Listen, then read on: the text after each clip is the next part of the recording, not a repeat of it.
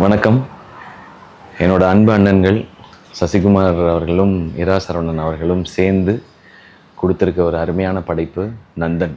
Sasikumar sir வந்து ஒரு வித்தியாசமாக ஒரு முயற்சி ஒன்று செய்கிறாரு, இது வேறு மாதிரி ஒரு படமாக இருக்கும் அப்படின்னு நான் நினச்சி, இது ரொம்ப ராவாக வேறு மாதிரி ஒரு படமாக இருக்கும்னு நினச்சி நான் போய் பார்த்தேன்.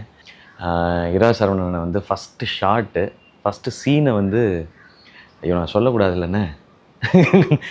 சரி நான் இல்லை நான் சீனை எக்ஸ்பிளைன் பண்ணால் ரொம்ப பில்டப் பண்ணுற மாதிரி ஆயிடுவேன்னு பயமாக இருக்குது. பட் சரி நம்ம ஜென்ரலாகவே சொல்கிறேன். ஃபஸ்ட்டு சீனை அவர் ப்ரெசென்ட் பண்ண விதம் எனக்கு இருக்கிற சிற்றறிவில் நான் இது வரைக்கும் சினிமாவில் எங்கேயும் நான் பார்த்ததில்ல. அங்கேயே எனக்கு வந்து ஓகே இது பயங்கரமாக வேறு ஏதோ சொல்ல போகிறாங்க போல் அப்படின்னு சொல்லி எனக்கு தோண ஆரம்பிச்சிச்சு. அதுக்கப்புறம் சசி சார் ஃப்ரேமுக்குள்ளே வந்தோடனே ரொம்ப இன்னசென்ட்டாக, ரொம்ப இயல்பாக, யதார்த்தமாக சசி சாரை நம்ம எல்லா படங்கள்லையுமே பார்த்துருக்கோம். மிக மிக மிக மிக யதார்த்தமாக, உண்மைக்கு மிக நெருக்கமாக சசி சார் வந்து இந்த படத்தில் இருந்தார். அதில் ஆரம்பித்து இந்த படம் கொஞ்சம் கொஞ்சமாக விரிஞ்சு போனது. நிறைய இடத்துல சிரித்தோம், நிறைய இடத்துல வந்து யோசித்தோம், நிறைய இடத்துல நான் கண் கலங்கினேன், கடைசியாக நல்லா வேகமாக கை தட்டுறேன். இது எல்லாத்தையும் ஏற்படுத்தினது இரா சரவணனோட எழுத்தும் அவருடைய டீமோட மேக்கிங். மதுரையிலேருந்து வந்து சுப்பிரமணியபுரம்னு ஒன்று பண்ணும்போது நம்மால் அப்படின்னு எனக்கு தோணுச்சு. நாடோடிகள் பண்ணும்போது எனக்கு தோணுச்சு. இந்த மாதிரி அவர் படங்கள் பண்ணிகிட்டு இருக்கும்போதே தோணுச்சு. ஆனால் சமீபத்தில் அவருடைய ரூட்டை வேறையாக மாற்றி ஒரு அயோத்தி, அதுக்கப்புறம் இந்த நந்தன்.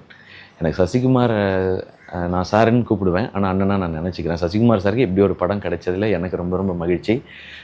பெருசாக அவங்க பெரிய ஒரு இயக்குனர், பெரிய கலைஞன் எல்லாமே உண்டு. ஆனால் இன்னும் பெருசாக ஜெயிக்கணும்னு ஆசைப்பட்டுட்டு இருக்க நிறைய பேரில் நானும் ஒருத்தன். ஏன்னா அவங்க இந்த இண்டஸ்ட்ரியில் சந்தித்த போராட்டங்கள் ரொம்ப பெருசு. அது எங்கேயுமே பகிர்ந்துக்கிட்டது கிடையாது.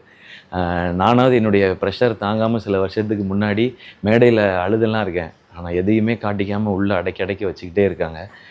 அந்த வெறியும் வீரியமும் அயோத்தியில் எப்படி தெரிஞ்சதோ அது வந்து இந்த படத்தில் இன்னும் ஒரு 2 மடங்கா 3 மடங்கா நந்தனில் தெரியுதுன்னு தான் நான் சொல்லணும்.